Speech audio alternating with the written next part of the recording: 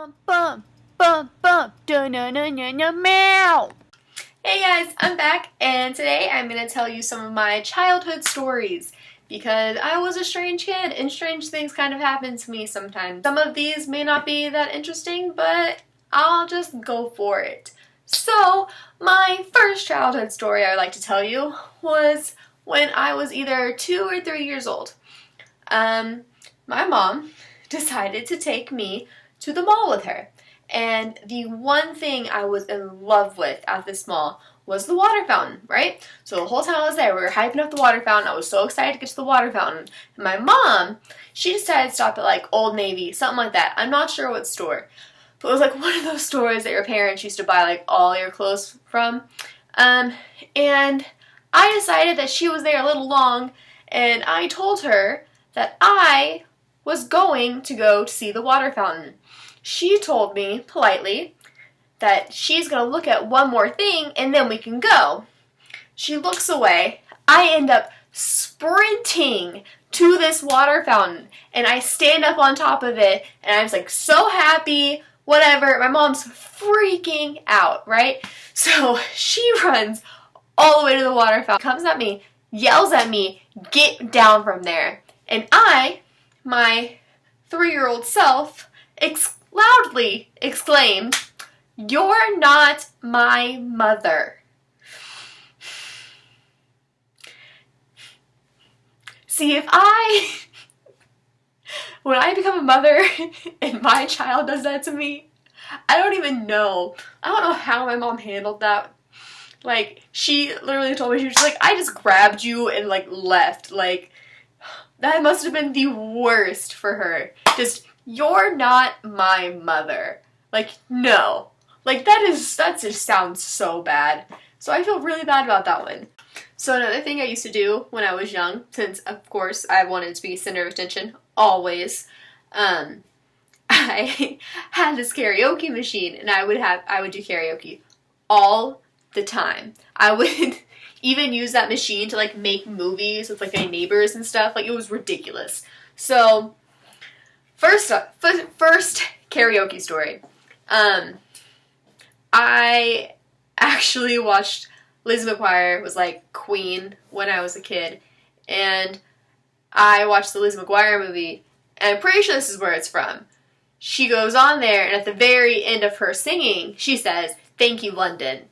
So, for about 2 years, I would be singing on the karaoke machine, making videos, and these are literally all on VHS somewhere. Like, my family has them somewhere.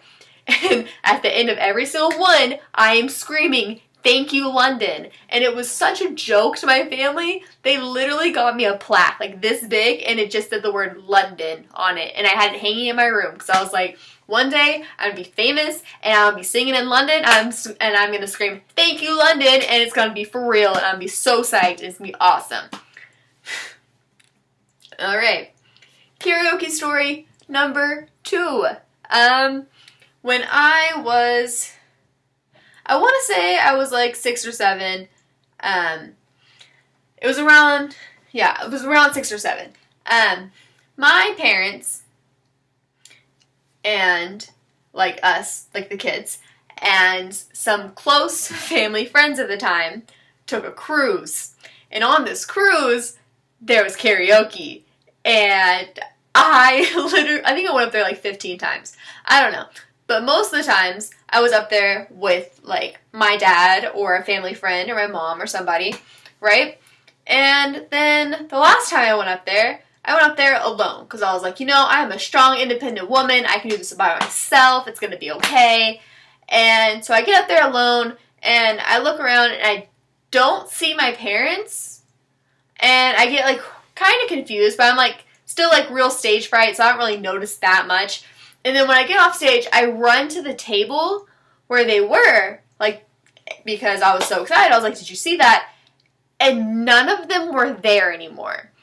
Like, I swear I thought I was abandoned on this cruise ship and I was gonna die. I didn't know what to do, and I like just started bawling and I was screaming, and I ran to the closest door out of that room to try to find them, and I think it was like a do not exit door. I don't even know. I opened that door and all of a sudden somebody picked me up. At this moment I didn't know who it was, and I got into like defense mode. They were like, calm down, it's okay, like calm down. I punched them into the nose, breaking their glasses.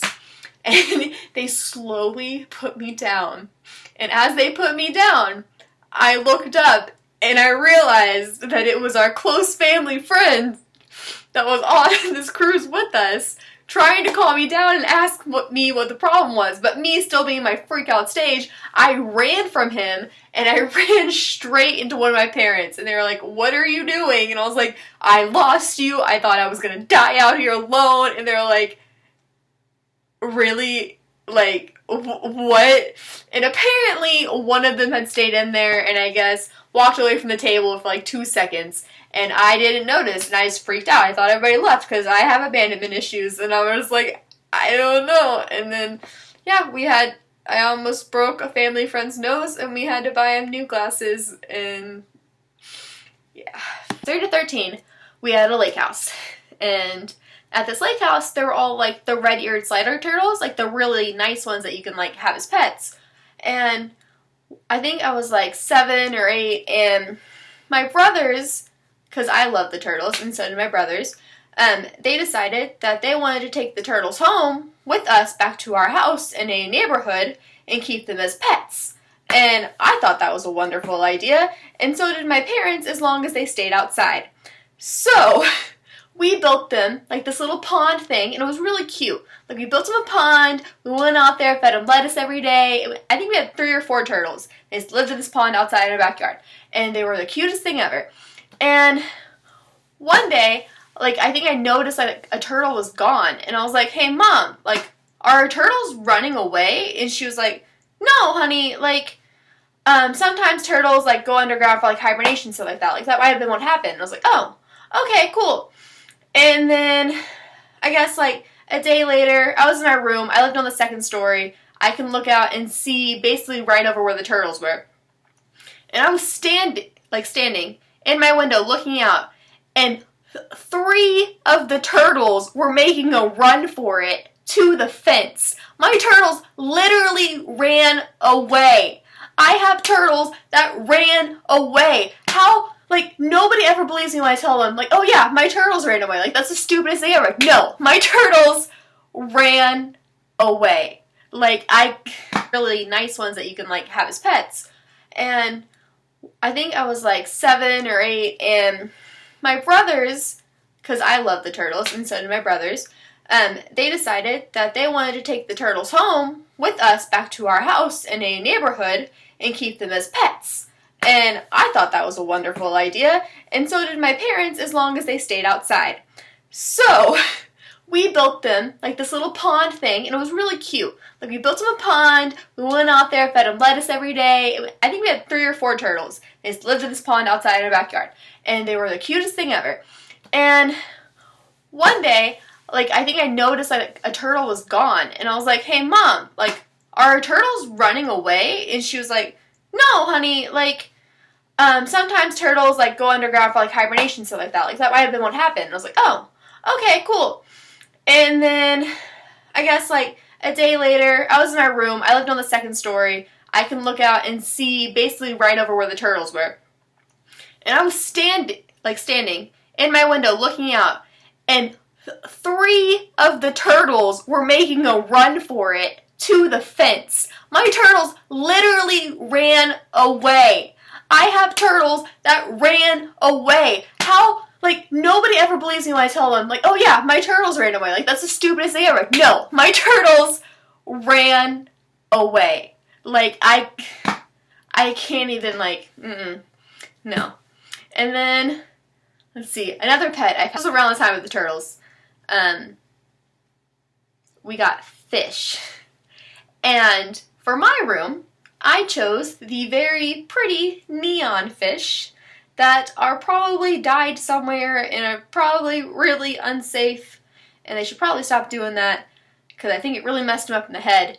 But when I was a kid, my mom originally let me keep my pet fish in my room until I thought I was helping them, and I didn't like how we eat on like plates and things. So I would get their food, put a little water in it, put it in a bottle cap, and put it at the bottom of their fish bowl so they can eat out of a plate like I do, because I didn't see the problem. And my mom found that out, and she was like, okay, you need to stop doing that. She explained why it was bad, and I was like, oh, okay, yeah, I guess that's true. So I had them in there for like a few more days, and I was feeding them correctly or whatever, and one day I went in there, and one of them was gone, and I went to my mom, and I was like, hey, Mom, did like one of my fish die? And she's like, no. And I was like, well, then what happened? And like, we both went in the room. My fish had eaten the other fish. Like, why? My fish ate its friend. Like, it ate its friend. Okay, after rewatching this part of the video, it is now clear to me, because I have never fully said that story about me feeding the fish out loud, that I turned my fish into cannibals because I was not feeding them for that long. I feel so bad now, like my poor baby fish. Like, I thought I was helping, I was being a good little ally, and then I made them eat each other because I didn't feed them enough. So I'm kind of emotional now, and I'm really sorry I told that story. Bump, bump, bump, bump, da-na-na-na-na, meow.